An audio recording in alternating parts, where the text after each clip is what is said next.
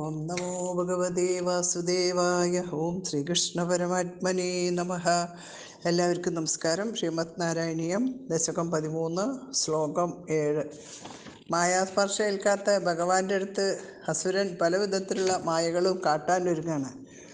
ഭവചക്രജ്യോതിഷ്കണലവ നിപാതേന വിദുദേ തഥോ മായാ ചക്രേ വിദത ഘനരോഷാന്തമനസം ഗരിഷ്ഠാഭിർമുഷ്ടിപ്രഹൃതിഭി അഭിനന്ദമസുരം സ്വപാദാങ്കുഷ്ടേന ശ്രവണപദമൂലേ നിരവധി ഭവചക്ര ജ്യോതിഷ്കണലവ നിപാതേന വിദുദേ തഥോ മായാചക്രേ വിദത ഘന രോഷാന്തമനസം ഗരിഷ്ഠാഭിഃ മുഷ്ടിപ്രഹൃതിഭിഃ അഭിനന്ദം അസുരം സ്വപാദാങ്കുഷ്ടേന ശ്രവണപദമൂലേ നിരവധി.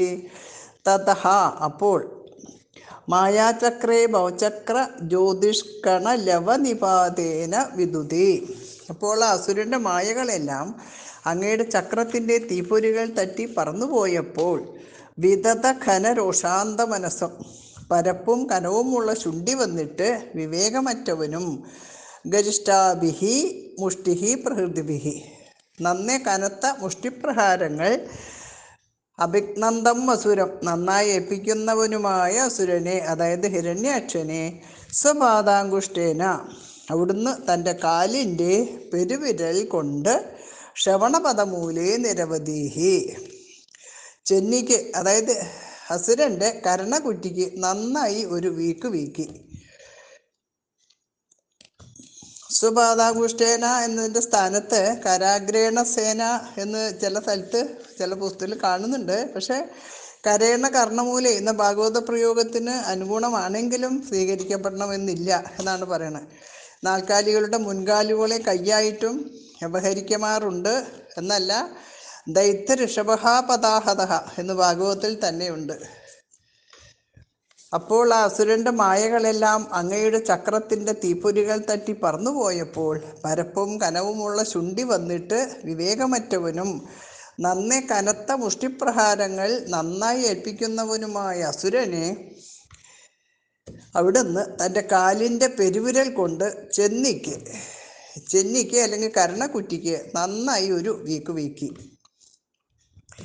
ഭവചക്രജ്യോതിഷ്കണലവ നിപാതേന വിദുദേ തഥോ മായാചക്രേ വിദത ഘനരോഷാന്തമനസം ഗരിഷ്ഠാഭിർമുഷ്ടിപ്രഹൃതിഭിർ അഭിനന്ദമസുരം സ്വപാദാങ്കുഷ്ടേന ശ്രവണപദമൂലേ നിരവധി ഭവചക്രജ്യോതിഷ്കണലവ നിപാതേന വിദുദേ തഥോ മായാചക്രേ വിദത ഘനരോഷാന്തമനസം ഗരിഷ്ഠാഭിർമുഷ്ടിപ്രഹൃതിഭിർ അഭിനന്ദമസുരം സ്വപാദാങ്കുഷ്ടേന ശ്രവണപദമൂലേ നിരവധി ഭവചക്രജ്യോതിഷ്കണലവ നിപാതേന വിദുദേ തഥോ മായാചക്രേ വിദത ഘനരോഷാന്തമനസം ഗരിഷ്ഠാഭിർമുഷ്ടിപ്രഹൃതിഭിരഭിനന്ദമസുരം സ്വപാദാങ്കുഷ്ടേന ശ്രവണപദമൂലേ നിരവധി. സർവത്ര ഗോവിന്ദനാമസങ്കീർത്തനം. ഗോവിന്ദ ഗോവിന്ദ.